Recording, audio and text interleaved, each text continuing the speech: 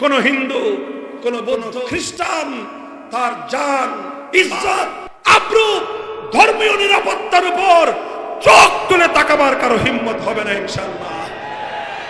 ইসলাম তোমাকে যে অধিকার দিবে, পৃথিবীর কোন মতবাদ তোমাকে সেই অধিকার দিতে পারেনি।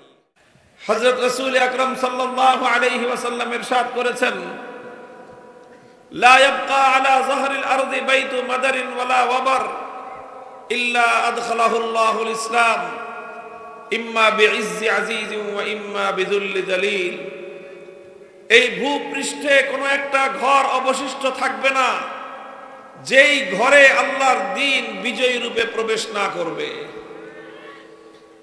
চাই সেটা শহর অঞ্চলের আকাশ ছোঁয়া অট্টালিকা হোক, অথবা চাই সেটা কোনো পল্লী অঞ্চলের ভাঙ্গা কুড়ে ঘর হোক, চাই সেটা কোনো বেদুইন পল্লীর, বেদুইন এলাকার মরুভূমির তাঁবুর ঘর হোক, অথবা চাই সেটা কোনো বেদে সম্প্রদায়ের নৌকার ছাউনি হোক, প্রত্যেকটা ঘরের মধ্যে ইসলাম প্রবেশ করবে।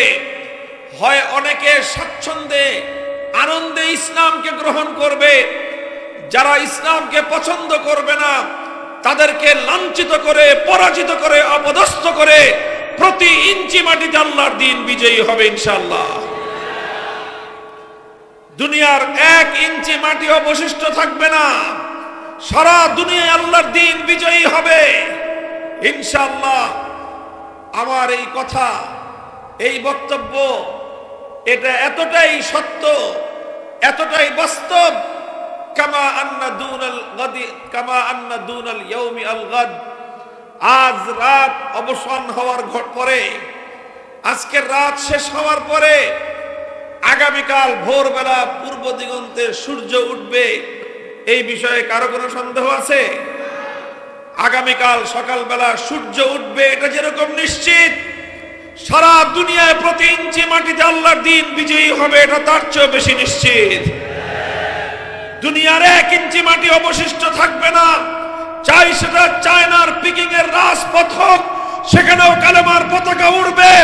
মস্কো রাজপ্রাসাদে ইসলাম বিজয়ী রূপে প্রবেশ করবে, ওয়াশিংটনের হোয়াইট হাউসের মাথার উপর কালেমার পতাকা উড়বে, দিল্লির লাল কেল্লা আবার ইসলাম শাসন করবে। ইসলামের অগ্রযাত্রা রুখে দেওয়ার সাধ্য পৃথিবীর কোন শক্তির হবে না।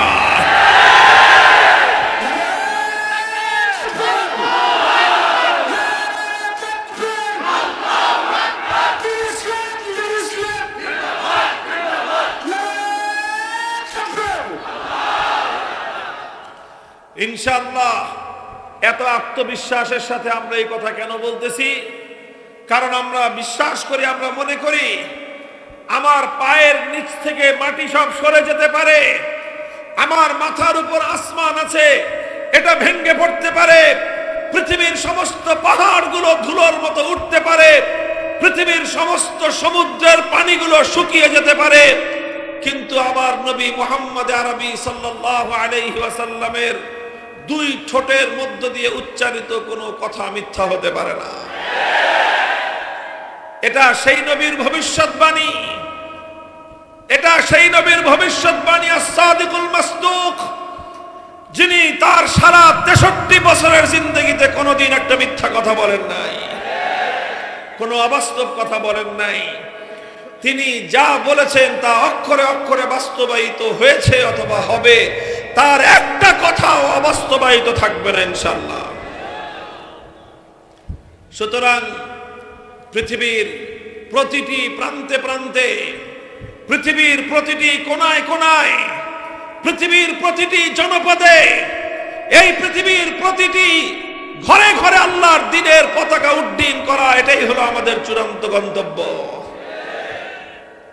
এটা হলো আমাদের সামষ্টিক সম্মিলিতভাবে পুরা উম্মতের গন্তব্য। আরেকটা হলো প্রত্যেক ব্যক্তির ইন্ডিভিজুয়াল ব্যক্তিগত গন্তব্য আছে। আরেকটা, হয়তো আমি আমার জীবনে, আপনি আপনার জীবনে সারা দুনিয়াতে ইসলামের বিজয় দেখে নাও যেতে পারেন, কিন্তু আমাদের ব্যক্তিগত গন্তব্য আল্লাহর নবী নির্ধারণ করে দিয়েছেন, হাত্তা ইয়াকুনা মুনতাহাহুল জান্নাহ। আমি আল্লাহর দ্বীনের ঝান্ডা নিয়ে সামনে আগাতে থাকবো। আপনি আল্লাহর দ্বীনের ঝান্ডা নিয়ে সামনে অগ্রসর হতে থাকবেন। বাধা আসবে, বাধা টপকে যাওয়ার চেষ্টা করব। প্রতিবন্ধকতা আসবে, প্রতিবন্ধকতাকে আমরা মারিয়ে যাওয়ার চেষ্টা করব। হয়তো আমার বুকের দিকে জালিমের কোন বুলেট ছুটে আসবে, আমি উন্মুক্ত পক্ষে প্রয়োজনে জালিমের বুলেটকে আমি বরণ করে নেব। হয়তো আমার জীবন আল্লাহর দ্বীনের রাস্তায় শাহাদাতের মাধ্যমে অবসান ঘটবে, আর না হয় বাধার বিন্ধ্যাচল পেরিয়ে দ্বীনের ঝান্ডা নিয়ে আমি সামনে অগ্রসর হব।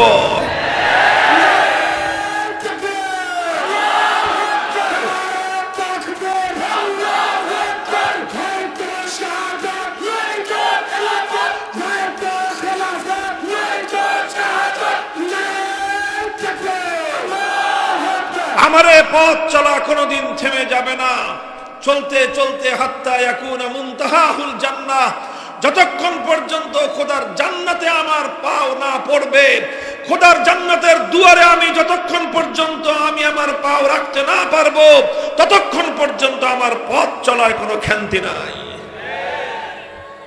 চলবো তো ইনশাআল্লাহ?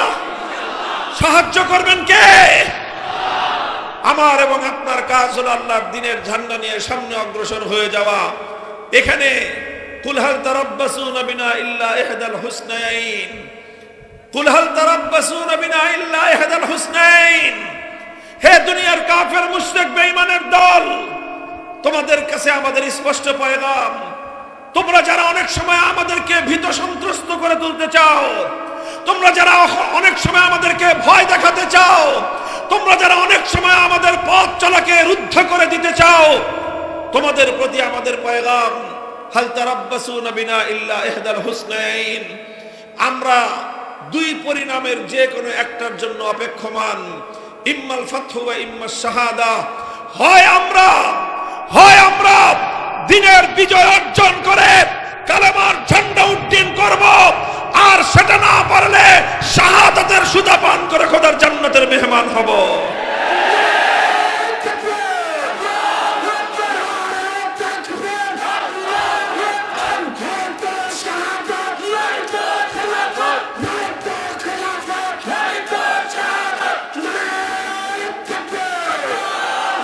বন্ধুগণ, এটা নবী আকরাম সাল্লাল্লাহু আলাইহি ওয়াসাল্লামের আমাদের প্রতি নির্দেশনা, আমাদের প্রতি তার নির্দেশ। তিনি তার উম্মতকে কথাই বলেছেন, হাত্তা ইয়াকুনা মুনতাহাহুল জান্নাহ। মুমিন দুনিয়াতে বিশ্রাম করতে আসে না, মুমিন দুনিয়াতে বিলাসিতা করতে আসে না, মুমিন দুনিয়াতে আরাম আয়েশ করতে আসে নাই। আরে মুমিন তো দুনিয়াতে এসেছে আল্লাহর দ্বীনের জন্য কাজ করতে। আল্লাহর দ্বীনের জন্য কাজ করা, এটাই হলো মুমিনের জীবনের উদ্দেশ্য। হ্যাঁ, দুনিয়াতে যেহেতু থাকতে হয়, থাকার প্রয়োজনে কিছু টাকা পয়সার দরকার হয়, এই জন্য মুমিন কখনো চাকরি করে। থাকতে হলে খেতে হয়, পান করতে হয়, বাসস্থানের ব্যবস্থা করতে হয়, এই জন্য মুমিন কখনো ব্যবসা করে। থাকতে হয় এই জন্য মুমিন থাকার বাড়ি বানায়, কিন্তু বাড়ি বানানো মুমিনের উদ্দেশ্য নয়, ব্যবসা করা মুমিনের উদ্দেশ্য নয়, চাকরি করা মুমিনের উদ্দেশ্য নয়। মুমিনের উদ্দেশ্য হলো আল্লাহর দ্বীনের ঝান্ডা আল্লাহ পাক তার হাতে দিয়েছেন, এই ঝান্ডা নিয়ে সে চলতে থাকবে, চলতে থাকবে। যতদিন তার দেহে প্রাণ আছে, যতদিন তার ধমনীতে রক্তের প্রবাহ আছে, যতদিন তার হৃদয় স্পন্দন আছে, ততদিন সে চলতে থাকবে, চলতে থাকবে, চলতে থাকবে। মরণ চলে আসলে মরতে থাকবে, চলতে থাকবে, মরতে থাকবে, চলতে থাকবে। যতক্ষণ দেহে প্রাণ আছে তার আগ পর্যন্ত সে থেমে যাবে না।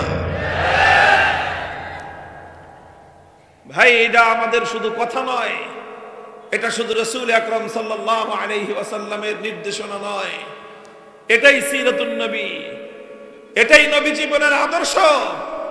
শুধু এমন না যে আল্লাহর নবী উম্মতকে বলেছেন, উম্মতকে অর্ডার দিয়ে নিজে আরামে ঘুমিয়েছেন, ব্যাপারটা এমন নয়। আমাদের নবী তেমন কোন নবী না যে তিনি কর্মীদেরকে মাঠে পাঠিয়ে দিয়ে নিজে আরামে ঘুমাবেন না। আমার নবী প্রতিটা ক্ষেত্রে প্রয়োজনের সময় তিনি নিজে ঝুঁকি নিয়েছেন, তিনি নিজে অগ্রসর হয়েছেন, অন্যদেরকে সাথে নিয়ে তিনি এগিয়ে গিয়েছেন। আল্লাহর নবী যত রকম বাধাই আসুক, যত রকম প্রতিকূলতা আসুক অথবা যত রকম অনুকূল পরিবেশ হোক, অনুকূল প্রতিকূল কোন পরিবেশেই রাসূল আকরাম সাল্লাল্লাহু আলাইহি ওয়াসাল্লাম সামনে চলা বন্ধ করেন নাই। আমরা আল্লাহর নবীর সিরাতকে যদি, নবীর জীবনটাকে যদি আমরা খুব সংক্ষেপে একটু দেখি, কয়েকটা মৌলিক ঘটনাকে যদি আমরা একটু পর্যালোচনার মধ্যে আনি, আমরা দেখতে পাবো আল্লাহর পয়গম্বরের নবুয়তের 23 বছরের জিন্দেগি। হেরার গুহায় তিনি নবুয়তের আলো পেলেন, ওহীর সন্ধান তিনি পেলেন, আল্লাহর কোরআন নাজিল হওয়া শুরু হলো। আল্লাহ পাক রব্বুল আলামিন আমাদের নবীকে নবুয়ত দিলেন, রিসালাত দিলেন, হুকুম করলেন এবার যান দুনিয়ার মানুষকে আপনি একত্ববাদ এবং তাওহীদের দাওয়াত দিন। নবী আকরাম সাল্লাল্লাহু আলাইহি ওয়াসাল্লাম তাওহীদের দাওয়াত নিয়ে তিনি তার কওমের কাছে, তার জাতির কাছে গেলেন। গোটা আরব, গোটা মক্কার অধিবাসীদেরকে একত্রিত করে মক্কার মানুষকে তিনি ডেকে বললেন, ইয়া আইয়ুহান নাস কুলু লা ইলাহা ইল্লাল্লাহ তুফলিহু। হে মক্কাবাসী, তোমরা যদি সফলতা চাও, তোমরা যদি মুক্তি চাও, তোমরা যদি নাজাত চাও, এক উপায় বলো লা ইলাহা ইল্লাল্লাহ। যে ব্যক্তি লা ইলাহা ইল্লাল্লাহ বলবে সেই একমাত্র সফলতা অর্জন করতে পারবে। এই যে দাওয়াত দেওয়া শুরু করলেন, প্রথম দিন থেকে আল্লাহর নবীর সামনে বাধা এসে দাঁড়ালো।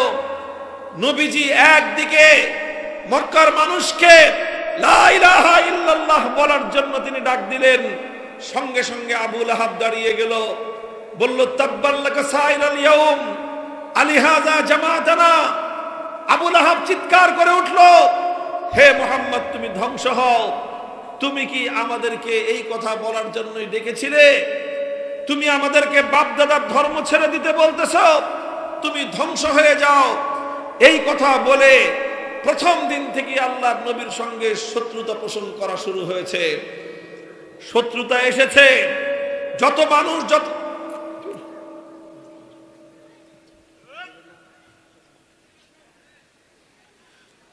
মানুষ আল্লাহর রাসূল সাল্লাল্লাহু আলাইহি ওয়াসাল্লামের সাথে শত্রুতা করুন, আমার নবী সব ধরনের শত্রুতা, সব ধরনের প্রতিবন্ধকতাকে তিনি সহ্য করেছেন। কিন্তু আল্লাহর কসম খেয়ে বলি, আল্লাহর নবী কোনোদিন পথ চলা বন্ধ করে দেন নাই। নবীজি দাওয়াত দিয়েছেন রাতের অন্ধকারে, নবীজি দাওয়াত দিয়েছেন দিনের আলোতে, প্রভাত রশ্মিতে, সন্ধ্যার গধূলি বেলায়। আল্লাহর পয়গম্বর মক্কার মানুষের কাছে কাছে দাওয়াত নিয়ে গিয়েছেন, কারো কাছে শতবার, কারো কাছে হাজারবার। পবিত্র মক্কার মাটিতে একজন মানুষ এরকম অবশিষ্ট ছিল না যার কাছে আমার নবী দ্বীনের দাওয়াত নিয়ে না গিয়েছেন।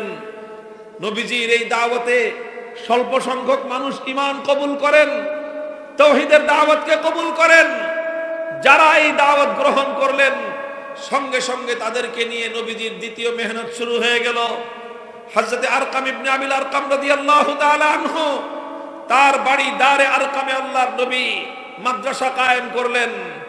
যারা ঈমান কবুল করে তাদেরকে তিনি সেখানে শিক্ষা দান করেন। সেই শিক্ষা দান করাটা এত সহজ ছিল না। মক্কার সকল অন্যায় অত্যাচারীদের, মক্কার সকল জালিম রক্ত পিপাসুদের চোখ ফাঁকি দিয়ে সেখানে নিয়ে এক একজনকে সঙ্গোপনে দ্বীনের শিক্ষা দিতে হতো। কারণ মক্কার কুরাইশরা টের পেলে যে এখানে কেউ নবীর দ্বীন শিক্ষা গ্রহণ করতেছে, এটা টের পেলে তার জীবনে হুমকি নেমে আসতো। রাসূল আকরাম সাল্লাল্লাহু আলাইহি ওয়াসাল্লাম দিনের বেলায় দাওয়াতের কাজ করতেন, রাতের অন্ধকারে সেই দারে আরকামের মধ্যে বসে সাহাবীদেরকে দ্বীনের তালিম দিতেন। এইভাবে দ্বীন তালিম এবং দ্বীনের তাবলীগ একসঙ্গে চলতে থেকেছে। সেখানে মানুষ ইসলাম কবুল করেছে।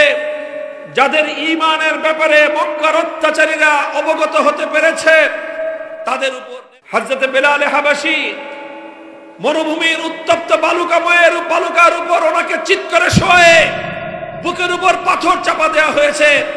হযরত খাব্বাব ইবনুল আরাত রাদিয়াল্লাহু তাআলা আনহু, ওনাকে জ্বলন্ত আগুনের উপর শোয়ে দেওয়া হয়েছে। সেই জ্বলন্ত আগুনে চামড়া পুড়ে, গোশত পুড়ে, চর্বি গলে গলে সেই আগুন নিভে গিয়েছে। কিন্তু পাষণ্ডদের অন্তরের মধ্যে এতটুকু দয়ার উদ্রেক হয় নাই। হযরত ইয়াসির রাদিয়াল্লাহু তাআলা আনহু ইসলাম গ্রহণ করবার অপরাধে ওনার দুটি পা দুই উটের সঙ্গে বেঁধে দিয়েছে, দুই উট দুই দিকে হাঁকায় নিয়ে গেছে। আল্লাহু আকবার। হযরত ইয়াসির রাদিয়াল্লাহু তাআলা আনহু তার শরীর দ্বিখণ্ডিত হয়ে তিনি শাহাদাত বরণ করেছেন। ওনার স্ত্রী হযরত সুমাইয়া রাদিয়াল্লাহু আনহা, আবু জাহাল নিজের হাতে বিষাক্ত ধারালো বল্লমের আঘাতে ওনার তলপেট দিয়ে বিদ্ধ করে ওনাকে শহীদ করে দিয়েছেন।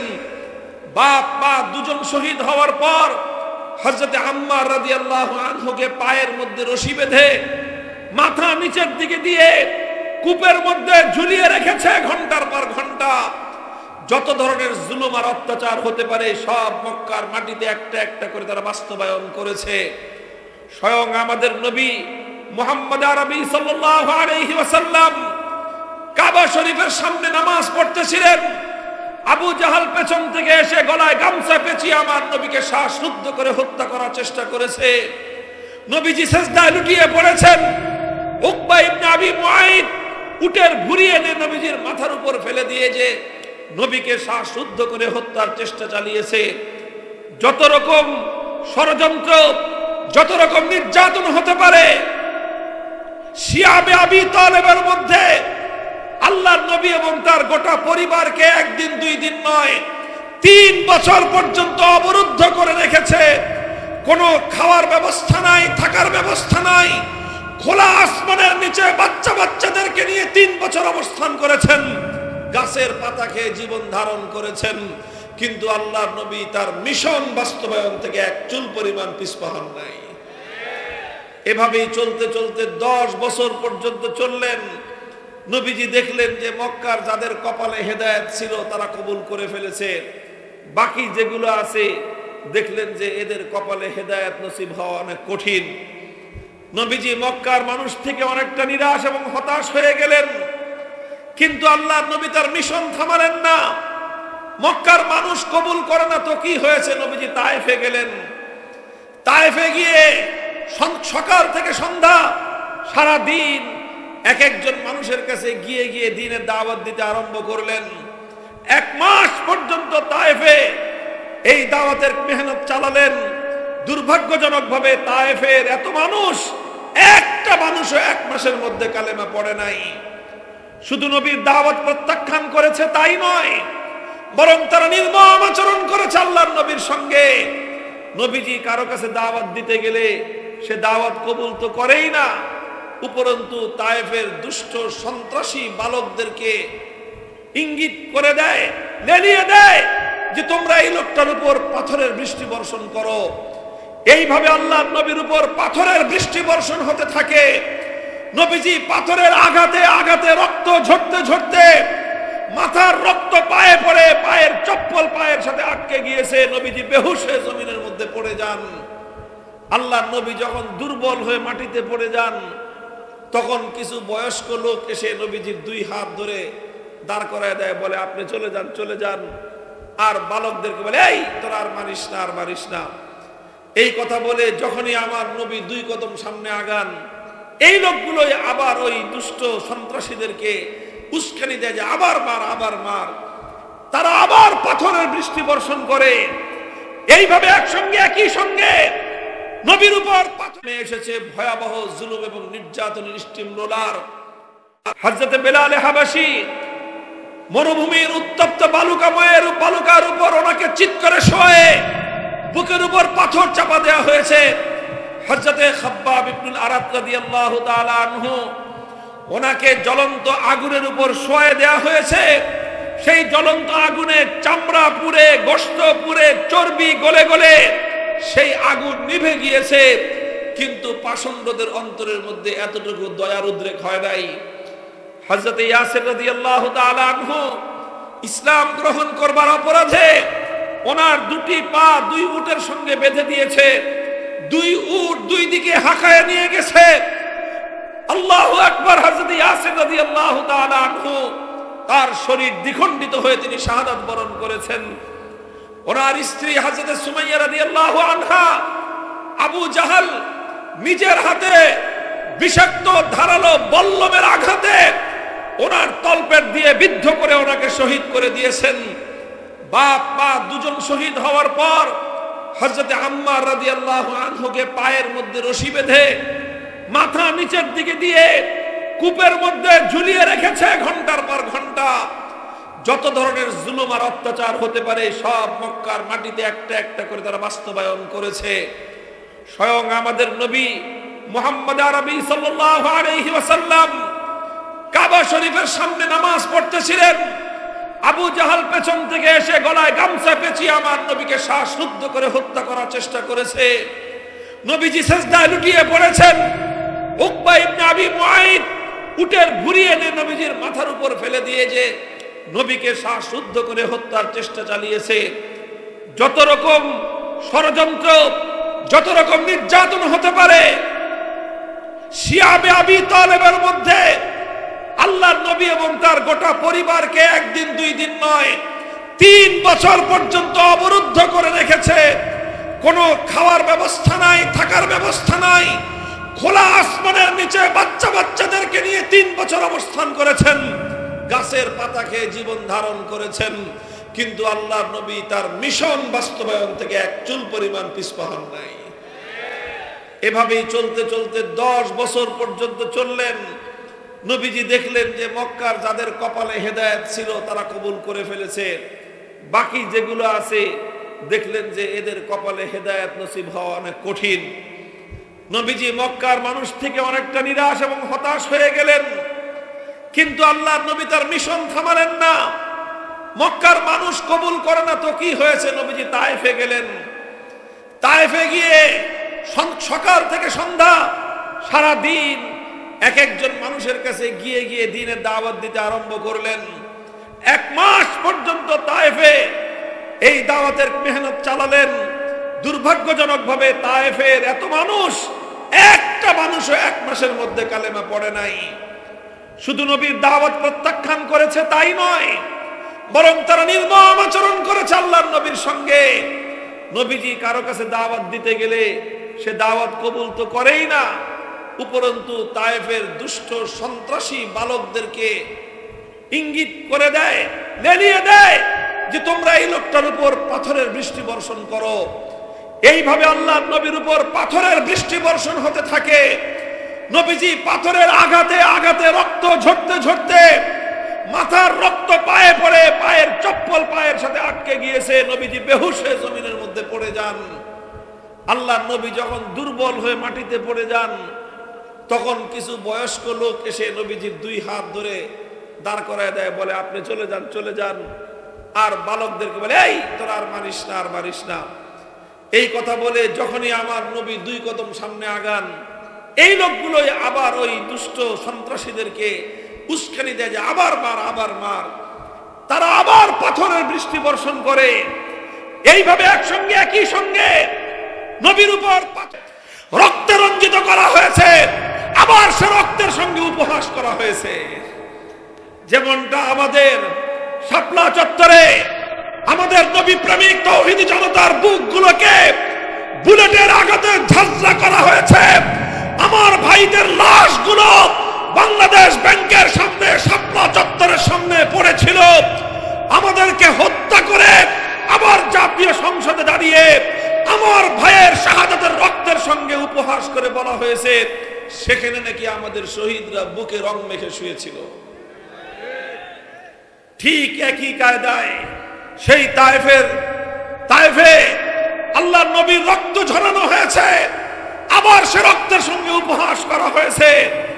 আমার নবী সব সহ্য করেছেন, কিন্তু আল্লাহর দ্বীনের পথ থেকে এক চুল পরিমাণ বিচ্যুত হননি।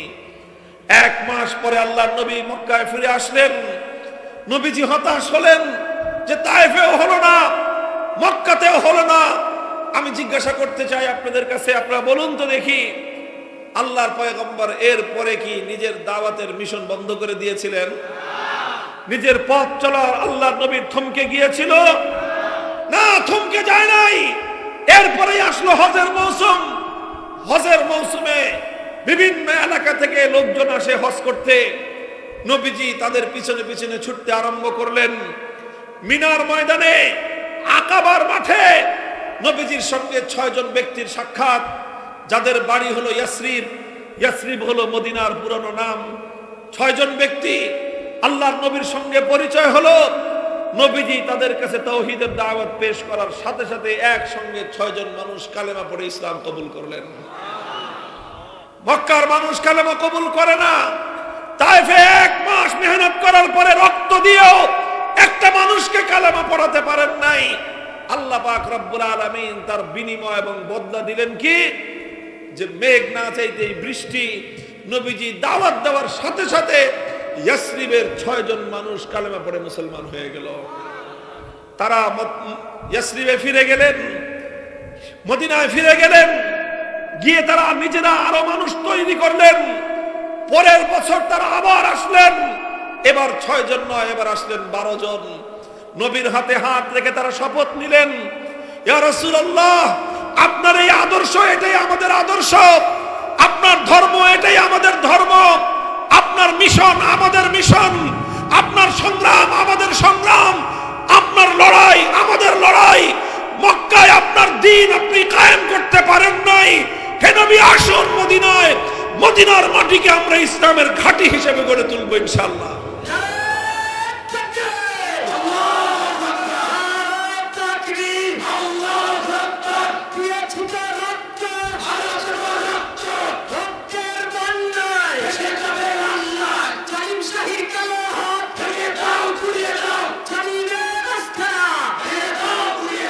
মুহতারাম হাজিরিন, দ্বিতীয় বছর 12 জন, এর পরের বছর আসলো 70 জন।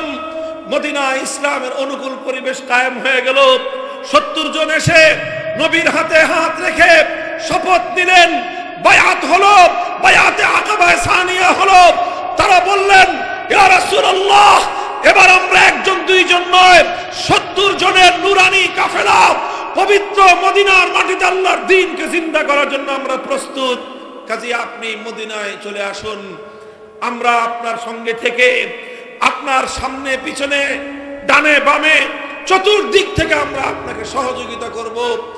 মক্কায় আপনি পারেন নাই, আপনি মদিনায় আসুন, মদিনার মাটি ইসলামের জন্য ইনশাআল্লাহ উর্বর হবে। রাসূল আকরাম সাল্লাল্লাহু আলাইহি ওয়াসাল্লাম 3 মাসের মাথায় রবিউল আউয়ালে হিজরত করলেন।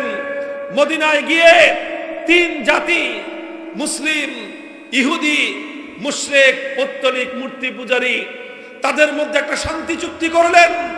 কেউ কারো উপরে জুলুম করবে না, কেউ কারো উপরে হামলা চালাবে না, কেউ কারো সাথে গাদ্দারি করবে না। এই রকম শান্তি চুক্তি করলেন। ইতিহাসে যে চুক্তিকে বলা হয় মদিনা সনদ।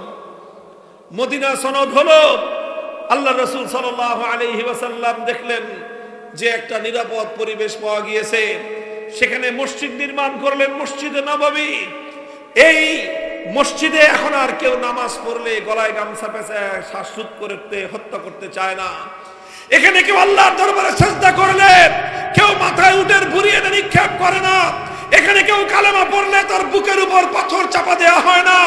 এখানে কেউ কালেমা পড়লে জ্বলন্ত আগুনের উপর শোয়ে তাকে নির্মমভাবে নির্যাতন চালানো হয় না। এখানে কেউ কালেমা পড়লে তাকে দ্বিখণ্ডিত করা হয় না।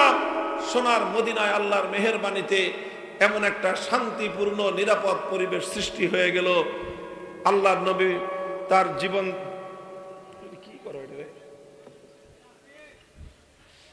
আল্লাহর নবী তার জীবন চলার পথ বন্ধ করে দেন নাই। কথা বলেন ঠিক না বেঠিক? নবীজি দেখলেন যে আলহামদুলিল্লাহ মদিনায় অনুকূল পরিবেশ পাওয়া গিয়েছে, একটা নিরাপদ জায়গা পাওয়া গিয়েছে, ইসলামের শক্তি বাড়তেছে, মুসলমানদের সংখ্যা বাড়তেছে।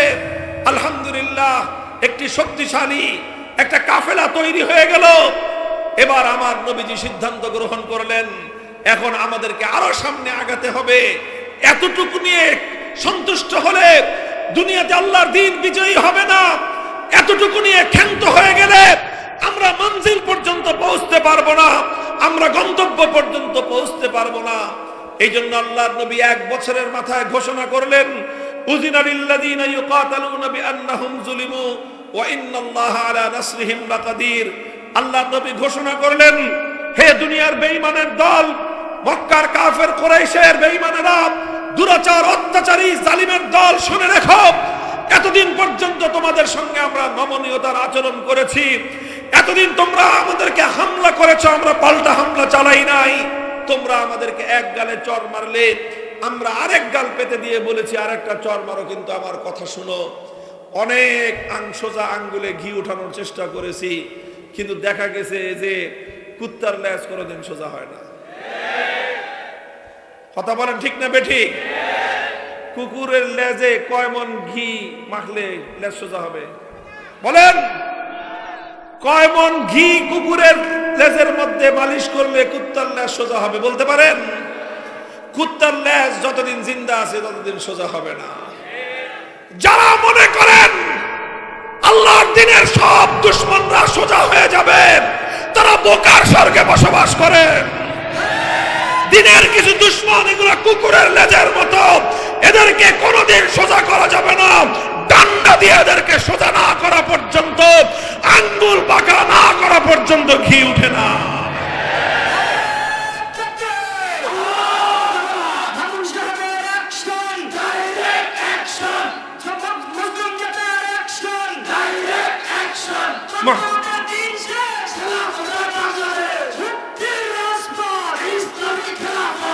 আল্লাহর নবী ঘোষণা করলেন, আল্লাহর পয়গম্বর ঘোষণা করলেন, এখন থেকে ইসলামের নীতি হলো, যারা ইসলামের উপর আঘাত করতে আসবে, যারা আল্লাহর দ্বীনের বাতি, আল্লাহর দ্বীনের প্রদীপ যারা নিভিয়ে দিতে আসবে, যেই কালো হাত কোন নির্যাতিত নিপীড়িত মুসলিম মুসলমানকে হামলা করতে আসবে, এখন আর এমনি ছেড়ে দেওয়া হবে না।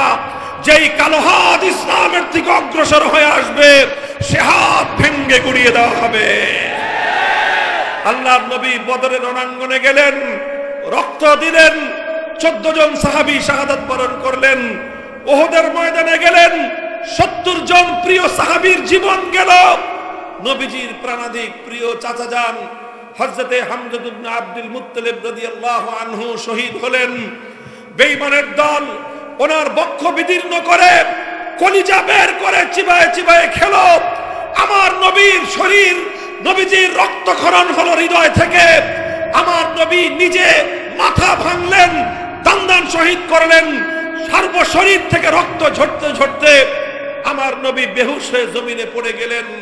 কিন্তু আমার নবী ওই অবস্থাতেও সাহাবায়ে কেরামকে ডেকে ডেকে বললেন, ইলাইয়া ইবাদাল্লাহ, ইলাইয়া ইবাদাল্লাহ, হে আল্লাহর বান্দারা, আমাদের জীবন যেতে পারে, আমরা শহীদ হতে পারি, যতদিন এই জমিনে একজন ইমানদার থাকবে ততদিন আল্লাহর দ্বীনের ঝান্ডা ভুলুণ্ঠিত হতে পারে না। নবীজি সামনে অগ্রসর হলেন, খন্দকের জিহাদ হলো। অভাব, অনটন, ক্ষুধা, তৃষ্ণা, দারিদ্র্যের কষাঘাতে জর্জরিত, পেটে পাথর বাঁধলেন। অভাবের কারণে পেট শূন্য হয়ে পেটে পাথর বেঁধেছেন, কিন্তু আল্লাহর দ্বীনের পথ থেকে নবীজি এক চুল পরিমাণ পিছপা হন নাই। আল্লাহর পয়গম্বর সামনে অগ্রসর হতে থাকলেন। ইত্যবসরে মদিনায় ইহুদি সম্প্রদায় একটার পর একটা গাদ্দারি করলো। বনু কাইনুকা গাদ্দারি করলো, বনু নজির গাদ্দারি করলো। নবীজি এক একটা গাদ্দারকে দৃষ্টান্তমূলক শাস্তি দিলেন। প্রথম 2 সম্প্রদায় বিশ্বাসঘাতকতার অপরাধে তাদেরকে মদিনা থেকে বহিষ্কার করলেন। সর্বশেষ সবচেয়ে বড় গাদ্দারিটা করেছিল বনু কুরাইজা। এই গাদ্দারির পরে আল্লাহর নবী তাদেরকে দৃষ্টান্তমূলক শাস্তি দিলেন। আল্লাহর নবীর সিরাত পড়লে দেখা যায় নবীজি সব অপরাধ ক্ষমা করতেন, গাদ্দারির অপরাধ কোনোদিন ক্ষমা করতেন না। খবরদার মুসলমান, যারা না বুঝে ভুল করে তওবা করলে তার অপরাধের ক্ষমা আছে, কিন্তু যারা জাতির সঙ্গে গাদ্দারি করবে, বিশ্বাসঘাতকতা করবে, সেই গাদ্দারি আর বিশ্বাসঘাতকতার কোনো ক্ষমা নাই। আমার নবী একদিনে 800 দুরাচার, বিশ্বাসঘাতক, গাদ্দার ইহুদির মৃত্যুদণ্ড কার্যকর করেছিলেন। কয়শো? 800 গাদ্দারকে একদিনে মৃত্যুদণ্ড দিয়ে তাদেরকে দৃষ্টান্তমূলক শাস্তি প্রদান করে নবীজি সতর্ক করেছেন, খবরদার ইসলামের সঙ্গে যেন কেউ গাদ্দারি করার দুঃসাহস না দেখায়। মুহতারাম হাজিরিন, একটা পর্যায়ে আসলো সোনার মদিনায় সব মানুষ কালেমা পড়ে নিল। আর কোনো বেঈমান নাই, ইহুদি নাই, মুশরিক নাই, কোনো মূর্তি পূজারী নাই। সোনার মদিনা শান্তির শহরে পরিণত হলো। সোনার মদিনায় আল্লাহর দ্বীনের দুর্ভেদ্য ঘাটিতে পরিণত হলো। আমি জিজ্ঞাসা করতে চাই, তখন কি আল্লাহর নবী এমন চিন্তা করেছেন যে যাক মদিনার শহর পেয়েছি, একটা রাষ্ট্র হয়েছে, দিন কায়েম হয়ে গেছে, আর বেশি চিন্তা করার দরকার কি, এবার মদিনা নিয়েই আমরা ক্ষান্ত থাকি? নবীজি এমন চিন্তা করেছেন না। আমার নবী শুধু মদিনার নবী হয়ে দুনিয়াতে আসেন নাই। ইসলাম শুধু মদিনায় কায়েম হওয়ার জন্য আসে নাই। ইসলাম শুধু আরবে কায়েম হওয়ার জন্য আসে নাই। সপ্তম হিজরিতে আল্লাহর নবী 1400 সাহাবায়ে কেরাম নিয়ে রওনা হলেন পবিত্র মক্কার দিকে উমরা করবেন। মক্কার লোকেরা আল্লাহর নবীকে বাধা দিল। নবীজি বললেন, আমরা উমরা করতে আসছি, যুদ্ধ করতে আসি নাই, বাধা দিও না। তারা বলল যে না, কোনোভাবেই ঢুকতে দেব না। নবীজি বললেন, ঠিক আছে, তোমাদের সঙ্গে আমরা চুক্তি করব, তোমাদের সঙ্গে আমরা সন্ধি করব। আজ মক্কার কুরাইশরা এমন যে কোনো শর্তের কথা বলবে, যেই শর্তের মাধ্যমে আল্লাহর ঘর বাইতুল্লাহর সম্মান রক্ষা পায়, আমি সেই শর্ত মেনে নিয়েই মক্কার কুরাইশদের সঙ্গে আজকে একটি চুক্তি করব। শেষ পর্যন্ত সেই হুদাইবিয়ার সন্ধি স্বাক্ষরিত হলো। হুদাইবিয়ার সন্ধি ছিল নবী আকরাম সাল্লাল্লাহু আলাইহি ওয়াসাল্লামের রাজনৈতিক দূরদর্শিতার প্রমাণ।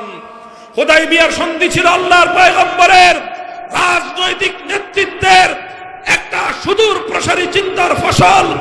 হুদাইবিয়ার সন্ধি হওয়ার 1 বছরের মাথায় গোটা পৃথিবীর যত বড় বড় রাজা বাদশা ছিল, প্রত্যেকটা রাজা বাদশার দরবারে দরবারে ইসলামের দাওয়াত পৌঁছে গেল। হুদাইবিয়ার সন্ধির পরপর আরবের মাটিতে ইহুদিদের সর্বশেষ ঘাঁটি খায়বার থেকে ইহুদিদেরকে উৎখাত করা হলো। হুদাইবিয়ার সন্ধির 1 বছরের মাথায় আল্লাহর নবী মক্কার কুরাইশরা বিশ্বাসঘাতকতা করার ফলে 1 বছরের মাথায় আল্লাহর নবী অভিযান পরিচালনা করে মক্কা বিজয় করলেন। মক্কা মদিনা পুরা 2 শহর, পবিত্র 2 শহর ইসলামের কালেমার পতাকার তলে চলে আসলো। আপনারা বলেন দেখি, 8ম হিজরির পরে আল্লাহর নবী যখন মক্কা এবং মদিনা 2 শহরে ইসলামকে বিজয়ী করেছিলেন, ইসলাম কায়েম হয়ে গেল, এরপরে কি আল্লাহর নবী ক্ষান্ত হয়ে গিয়েছিলেন? আমার নবী সামনে অগ্রসর হলেন। নবীজি যতদিন জীবদ্দশায় ছিলেন, 1 মুহূর্তের জন্য আমার নবী ক্ষান্ত হন নাই। আমার নবী 10ম হিজরি সনে ইন্তেকাল করেন। ইন্তেকালের সময়ে 12.5 লক্ষ বর্গ মাইল, কতটুকু এলাকা বলেন? 12.5 লক্ষ, বলেন 12.5 লক্ষ বর্গ মাইল। এটা কত বড় এলাকা হয় জানেন? আমাদের বাংলাদেশটা কত বড় জানেন? 55,000 বর্গ মাইল। অনলি কত? এবার এটারে 24 দিয়ে গুণন দেন।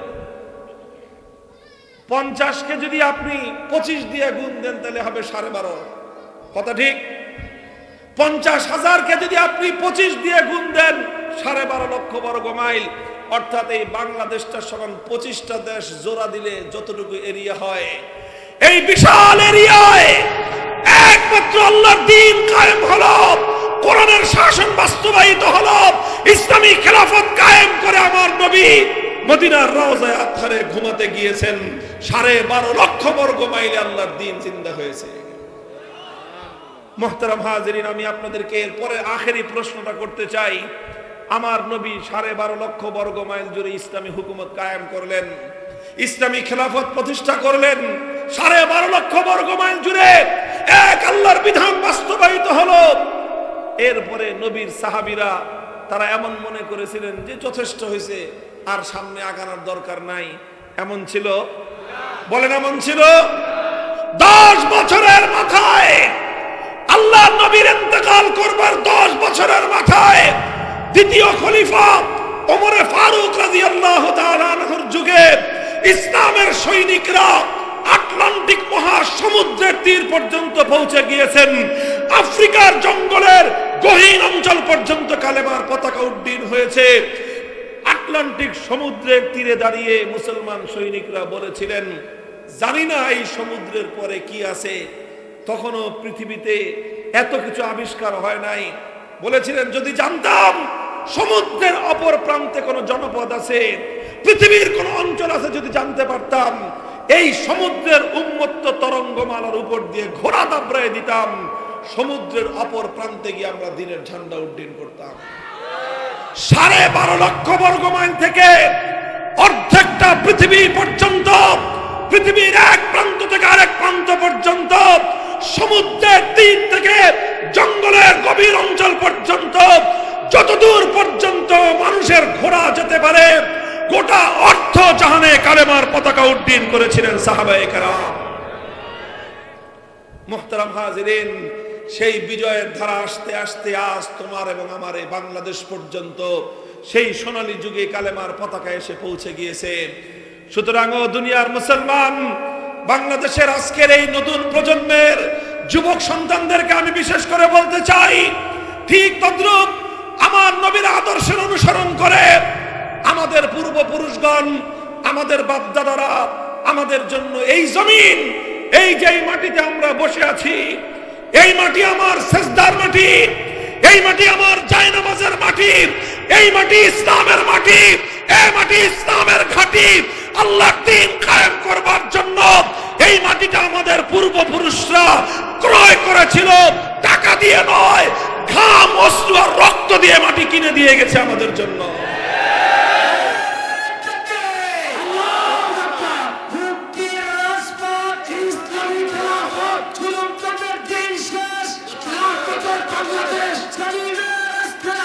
আমি আপনাদের, তারা বলেছিলেন মুসলমানদের ভূমিতে ইসলাম কায়েম হবে, মুসলমানদের জমিনে ইসলাম ছাড়া অন্য কিছু চলতে পারে না।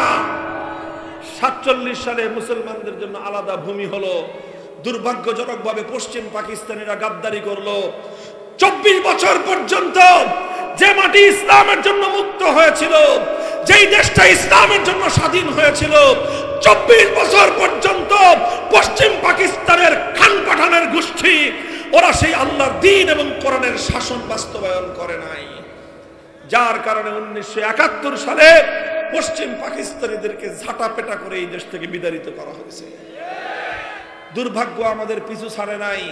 71-এর মুক্তিযুদ্ধের পর মনে করেছিল এই দেশটা জুলুম এবং বৈষম্য মুক্ত হবে।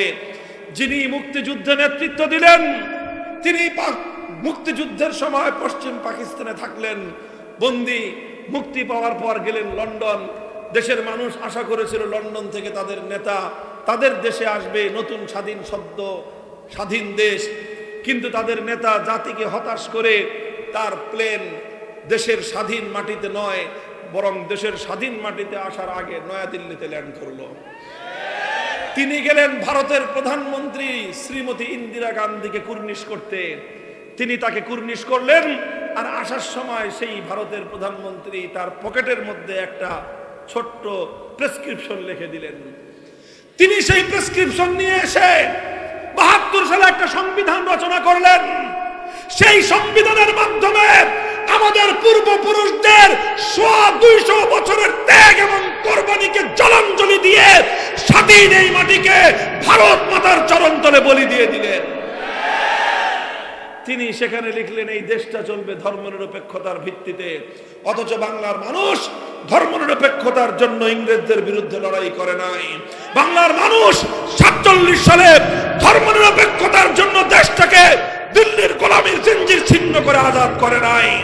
বাংলার মানুষ 71-এর মুক্তিযুদ্ধ ধর্মনিরপেক্ষতার জন্য করেন নাই। কিন্তু 72 সালে সেই ইসলাম বিরোধী কুফরি মতবাদ, ধর্মনিরপেক্ষতা বাংলার মানুষের কাঁধে চাপিয়ে দেওয়া হলো। এরপরের 24 বছরের ইতিহাস বাংলার মানুষের সঙ্গে গাদ্দারির ইতিহাস। এরপরে 54 বছর ধরে এই ধর্মনিরপেক্ষ মতবাদের ভিত্তিতেই বাংলার মানুষের অধিকারকে দাবায় রাখবার চেষ্টা করা হয়েছে।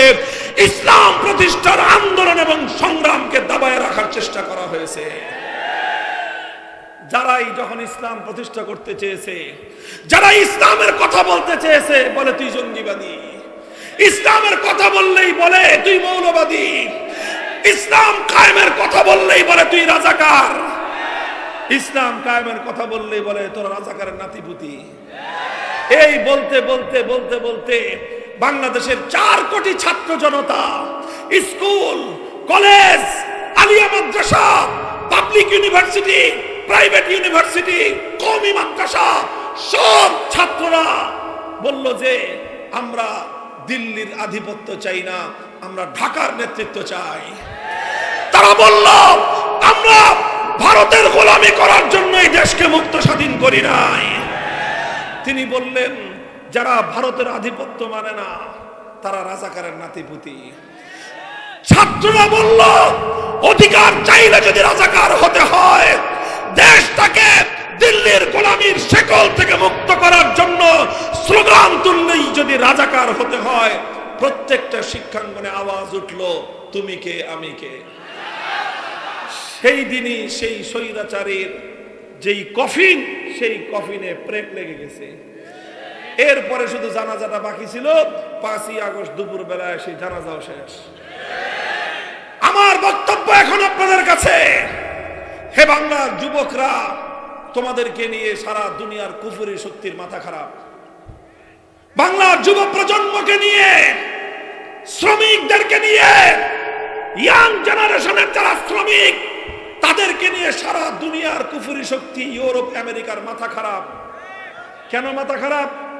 আগে শুধু মাদ্রাসার হুজুররা ইসলাম চাইতো, এখন দেখা যায় হুজুরদের চেয়ে বেশি ইসলাম চায় স্কুল কলেজ ইউনিভার্সিটির পোলাপান, হুজুরদের চেয়ে বেশি ইসলাম চাই এই সকল কৃষক শ্রমিকরা। মাথা খারাপ হয়ে গেছে ওদের। ইনশাআল্লাহ মাথা খারাপ হতে হতে ওরা বদ্ধ উন্মাদ আর পাগল হয়ে যাবে। বাংলার মুক্তিকামী এই তারুণ্যকে মুখে দিতে পারবে না কেউ।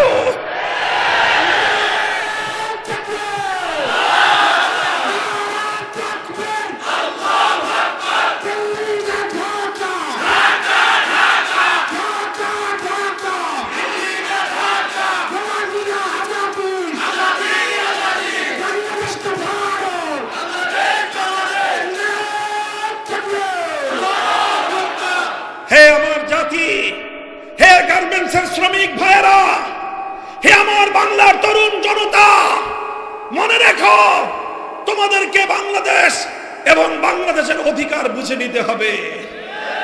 শুধু রাজনৈতিক নেতারা বুঝবে সেই দিন শেষ। প্রতিটি মানুষকে যার যার হিস্সা বুঝে নিতে হবে। তোমাদেরকে নিয়ে কেউ যেন রাজনীতি করতে না পারে, তোমাদেরকে নিয়ে কেউ যেন স্বার্থ উদ্ধার ধান্দাবাজির রাজনীতি করতে না পারে। তোমরা সোচ্চার এবং সজাগ হয়ে ওঠো। আমরা পরিষ্কার ভাষায় বলতে চাই, এই বাংলাদেশের অতীতের ইতিহাস এটা আমার বাবার একার ইতিহাস নয়। আমার বাবার যে ইতিহাস তোমার বাবারও সেই ইতিহাস, আমার দাদার যে ইতিহাস তোমার দাদারও সেই ইতিহাস। পড়ো, 190 বছর পর্যন্ত ইংরেজদের বিরুদ্ধে লড়াই করেছিল আমার আর তোমার দাদারা। ইংরেজদের গোলামির জিঞ্জির ছিন্ন করার পরে কলকাতার দাদা বাবুরা আমাদের উপর আধিপত্য করতে চেয়েছিল। আমাদের পূর্বপুরুষরা বলেছে না, আমরা মুসলিম জাতি, আমরা ইসলাম নিয়ে বাঁচতে চাই, আমরা তোমাদের গোলামি করতে প্রস্তুত না। আমরা দিল্লির গোলামি করব না, আমরা ইসলাম মুসলিম জাতিসত্তার পরিচয় নিয়ে বাঁচতে চাই। বারবার আমরা বিজয় অর্জন করেছি। ষড়যন্ত্রের মধ্য দিয়ে বাংলার মুসলমানদের সেই বিজয়কে কেড়ে নেওয়ার চেষ্টা করা হয়েছে। সর্বশেষ এসেছে 2024-এর এই বিপ্লব। এই বিপ্লবে জুলাই সনদ প্রণীত হয়েছে। এই জুলাই সনদের মধ্যে 47-এর দেশ বিভক্তির কথা বলা হয়েছে। আমি সহজে আপনাদেরকে একটা কথা বুঝাই। ভাগ বাটোয়ারা বুঝেন, জমিন যে ভাগ হয়, বাবা মারা গেলে বাবার জমি সন্তানদের মধ্যে ভাগ হয় কিনা? মনে করেন আমাদের দাদার আমলে গোটা ভারত, এই বর্ষ বাংলাদেশ, পাকিস্তান, ভারত সব এক দেশ ছিল, ওটা দাদার দেশ। দাদা মারা যাওয়ার পর তারপরে ভাগ হলো। কি হলো? ভাগ হলো 2 ভাগ। এক ভাগ হলো তারা যারা তাদের দেশটাকে আল্লাহর কোরআনের বিধান অনুযায়ী পরিচালনা করতে চায়, তারা পাইলো 1 ভাগ। আরেক ভাগ পাইলো তারা যারা তাদের দেশটাকে ধর্মনিরপেক্ষ আদর্শের উপর চালাতে চায়। পরিষ্কার কথা, যারা ধর্মনিরপেক্ষতার উপর দেশ চালাতে চায় তারা বড় অংশটা পাইছে, মাখনটা পাইছে, ক্রিমগুলো সব ওরা খাইছে।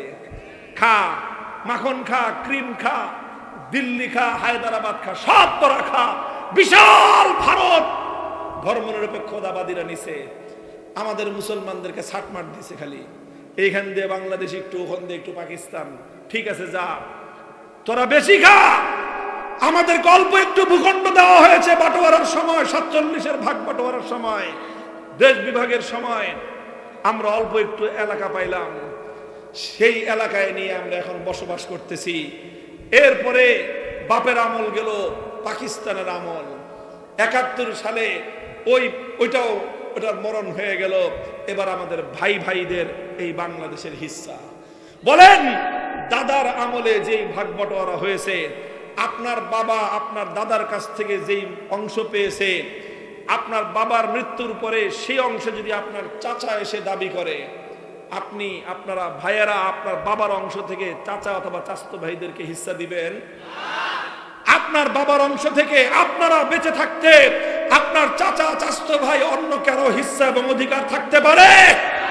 47 সালে দাদার আমলে এই জমিন ভাগ বাটোয়ারা করে ধর্মনিরপেক্ষতার জন্য ভারত আর মুসলমানদের জন্য, ইসলামের জন্য বাংলাদেশকে বন্টন করা হয়েছে। এখন বাংলাদেশে তোমরা ধর্মনিরপেক্ষতার গান গাও, কাহিনীটা কি? তোমাদের যদি ধর্মনিরপেক্ষতা এত পছন্দ হয়, চলে যাও সেই দেশে যেই দেশে ধর্মনিরপেক্ষতা আছে, যেই দেশে আপা আছে। যাও, তোমার আপা ধর্মনিরপেক্ষতা চেয়েছে, ধর্মনিরপেক্ষতার দেশে চলে গেছে। আপার জ্ঞাতি গোষ্ঠী আন্ডা বাচ্চা ছাও যা আসো, পছন্দ না হলে ধর্মনিরপেক্ষতার জন্য সেই দেশে চলে যাও। যারা আপাকে নতুন করে খালাম্মা বানাইতে চাও, তোমরাও চলে যাও। আর আমরা পরিষ্কার বলি, আমরা তোমাদেরকে বিতাড়িত করতে চাই না। আমরা বলতে চাই, এ দেশে তোমরা থাকবা, আমরা থাকবো, সবাই থাকবে, তবে এ দেশে থাকতে ইসলাম মেনেই থাকতে হবে।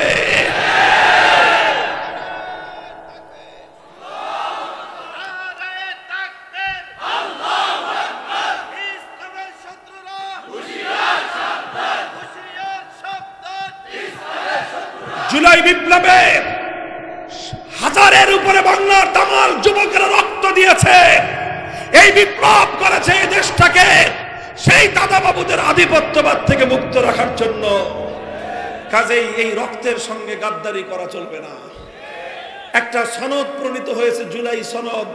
অনেকে মনে করে জুলাই সনদের কাম কি? ভাই, জুলাই সনদের খুব বেশি কাম না হলেও একটা কাম হয়েছে। জুলাই সনদে বলা হয়েছে 1947 সালের দেশটা যেইভাবে ভাগ হয়েছিল, সেই ভাগের ভিত্তিতে আগামীর বাংলাদেশ গড়ে উঠবে। জুলাই সনদে বলা হয়েছে 2013 সালে শাপলা চত্বরে নবী প্রেমিক তাওহীদি জনতাকে নির্বিচারে জালিম স্বৈরাচারী শক্তি পাখির মতো গুলি করে হত্যা করা হয়েছে। সেই নবী প্রেমিকদের বীরত্বগত ইতিহাস জুলাই সনদের মধ্যে বর্ণনা করা হয়েছে। এই জন্য আমরা বলি, জুলাই সনদ 47-এর ইতিহাস, জুলাই সনদ 2013 সালের হেফাজতে ইসলামের নবী প্রেমিকদের ত্যাগ এবং কোরবানির ইতিহাস। কাজেই আগামী ফেব্রুয়ারিতে একটা নির্বাচন হবে। এটা শুধুমাত্র সংসদ নির্বাচন না, বরং সংসদ নির্বাচনের বাইরে আরেকটা নির্বাচন হবে, সেটার নাম হলো গণভোট। কি নাম? গণভোটে জানতে চাওয়া হবে তুমি জুলাই বিপ্লবের পক্ষে না বিপক্ষে। আমি আপনাদের কাছে, দেশপ্রেমিক তাওহীদি জনতার কাছে জানতে চাই, আপনারা জুলাই বিপ্লবের পক্ষে কারা হাত তুলে দেখান।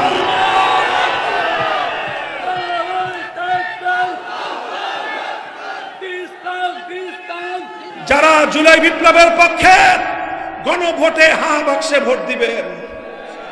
গণভোটে হ্যাঁ বাক্সে ভোট দিবেন তো ইনশাআল্লাহ? মুহতারাম হাজিরিন, প্রশ্ন করতে পারেন, গণভোটে হ্যাঁ বাক্সে ভোট দিলেই কি বাংলাদেশে ইসলামী বিপ্লব হয়ে যাবে? আমি বলি যে না, ইসলামী বিপ্লব হবে না। তবে ইসলামী বিপ্লবের ক্ষেত্রে আমরা আরেক ধাপ আগাতে পারবো। আমরা ইসলামী বিপ্লবের দ্বার প্রান্তে উপনীত। বাংলার মানুষ তোমরা শুনে রাখো, সব রঙের বাংলাদেশ দেখা শেষ। একবার আমরা দেখেছি সোনার বাংলাদেশ, সোনার বাংলাদেশের গল্প শুনে আমরা পেয়েছি একদলীয় বাংলাদেশ। আরেকবার শুনেছি আমরা নতুন বাংলাদেশ, পেয়েছি পুরাতন বাংলাদেশ। এরপরে শুনেছি আমরা সবুজ বাংলাদেশ, পেয়েছি ধূসর বাংলাদেশ। এরপরে শুনলাম নতুন না, সবুজ না, সোনার না, ডিজিটাল বাংলাদেশ। কি দেখলাম? আমার দেশের কৃষক, শ্রমিক, এই গার্মেন্টসের শ্রমিক ভাইয়েরা, বোনেরা তিল তিল করে উপার্জন করে 1 কেজি 100 টাকার পণ্য কিনেন, 15 টাকা ভ্যাট কেটে নিয়ে যায় সরকার। আপনি 100 টাকার নুন কিনলে 85 টাকার নুন পান। ক টাকার? 85 টাকার নুন পান, 15 টাকা ভ্যাট যায়। চাল কিনবেন 85 টাকার চাল পাবেন, 15 টাকা ভ্যাট। ডাল কিনবেন 85 টাকার ডাল পাবেন, 15 টাকা। এইভাবে মেহনতি মানুষের মাথার ঘাম পায়ে ফেলানো ট্যাক্সের পয়সা জড়ো হয় দেশের জন্য, জাতির জন্য। সেই টাকা জমা থাকে বাংলাদেশ ব্যাংকে। ডিজিটাল বাংলাদেশ মানে হলো এই, ব্যাংকে তালা মারা ঠিক থাকবে, ডিজিটাল কায়দায় হাজার হাজার কোটি টাকা চুরি হয়ে বিদেশ চলে যাবে। ডিজিটাল বাংলাদেশ মানে দেখেছি কি আমরা? এদেশের আমাদের রেমিটেন্স যোদ্ধা, আমাদের ভাইয়েরা, বোনেরা বিদেশে রাত দিন 24 ঘন্টার মধ্যে 16 ঘন্টা পরিশ্রম করে দেশে টাকা পাঠায়।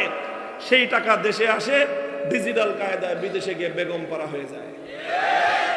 এই হলো ডিজিটাল বাংলাদেশ। আমাদের দেখা শেষ, সব রঙের বাংলাদেশ দেখা শেষ, সোনার বাংলাদেশ দেখা শেষ, নতুন বাংলাদেশ দেখা শেষ, সবুজ বাংলাদেশ দেখা শেষ, ডিজিটাল বাংলাদেশও দেখা শেষ। এবার আমরা একটা বাংলাদেশ দেখতে চাই। সেই বাংলাদেশ হলো ইসলামের বাংলাদেশ, আল কোরআনের বাংলাদেশ, খেলাফতের বাংলাদেশ।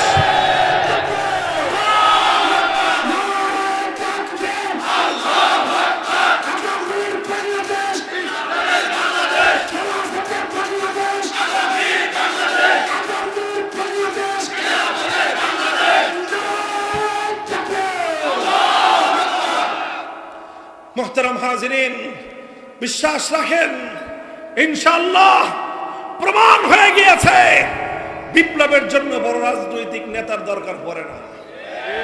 আমার বাংলার দামাল যুবকেরা প্রমাণ করে দিয়েছে বিপ্লবের জন্য বড় রাজনৈতিক দলেরও প্রয়োজন পড়ে না।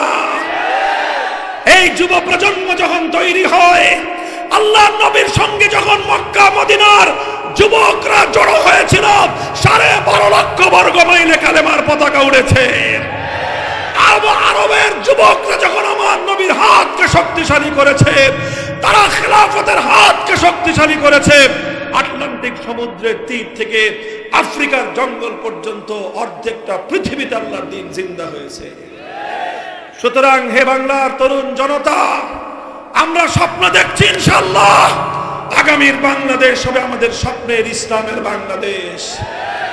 আমরা এতদিন শুধু আল্লাহর কোরআন পড়েছি, কোরআন শুধু শিখেছি, কোরআনের শুধু ব্যক্তিগত জীবনের আদর্শ আমরা অনুসরণ করেছি।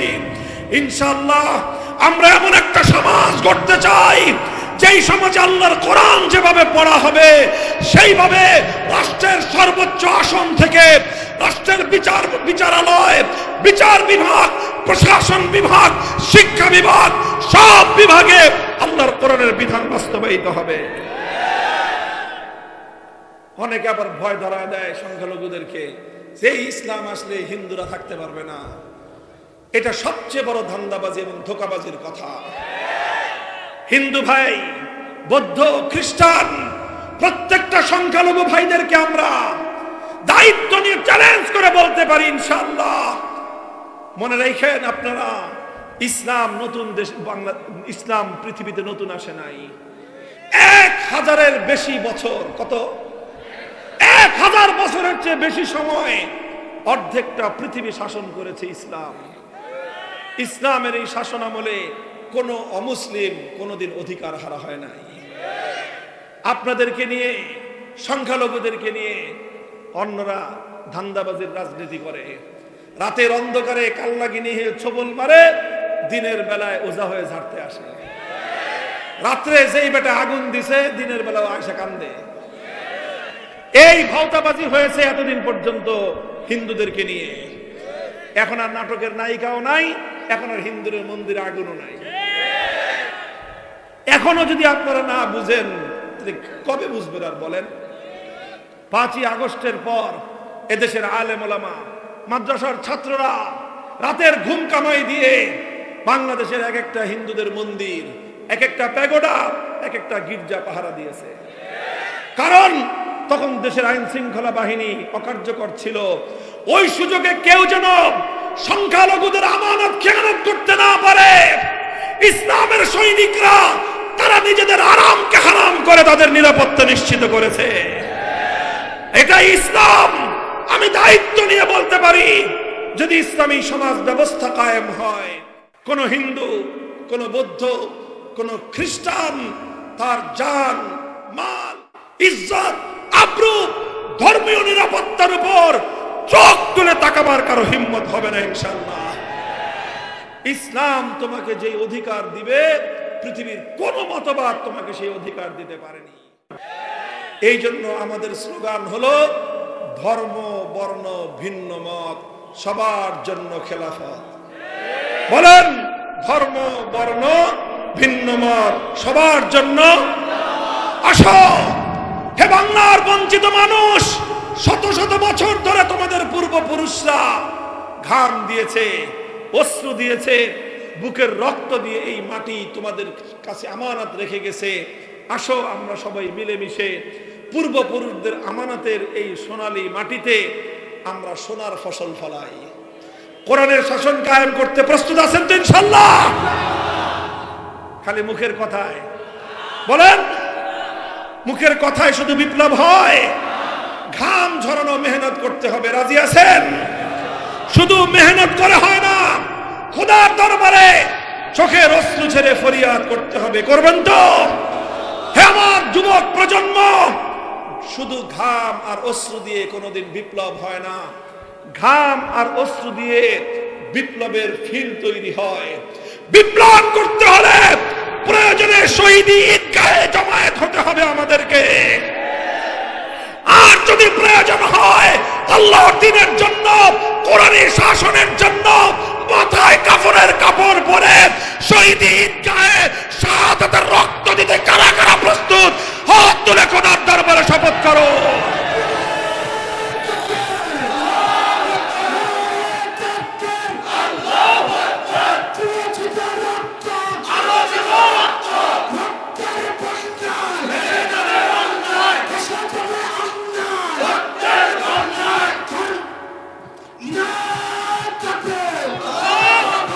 ভাই, এগুলা কি শুধু কথার কথা? শুধু শুনলাম, মজা লাগলো, চিল্লাইলাম, স্লোগান দিলাম, এরপর বাড়িতে যা ঘুম দিলাম, ভুলে গেলাম, এমন কথা না। এগুলো শপথ। বলেন শপথ, অঙ্গীকার। কার সাথে? হাত তুলে বলেন কার সাথে? হে আল্লাহ, তুমি তোমার বান্দাদের এই অঙ্গীকার তোমার জন্য, তোমার দ্বীনের জন্য কবুল করো। শপথ রক্ষা করার তৌফিক দান করো। সুবহানাল্লাহি ওয়া বিহামদিহি সুবহানাল্লাহিল আযীম। সুবহানাল্লাহি ওয়া বিহামদিহি সুবহানাকাল্লাহুম্মা বিহামদিক আশহাদু আল্লা ইলাহা ইল্লা আনতা আস্তাগফিরুকা ওয়া আতুবু ইলাইক।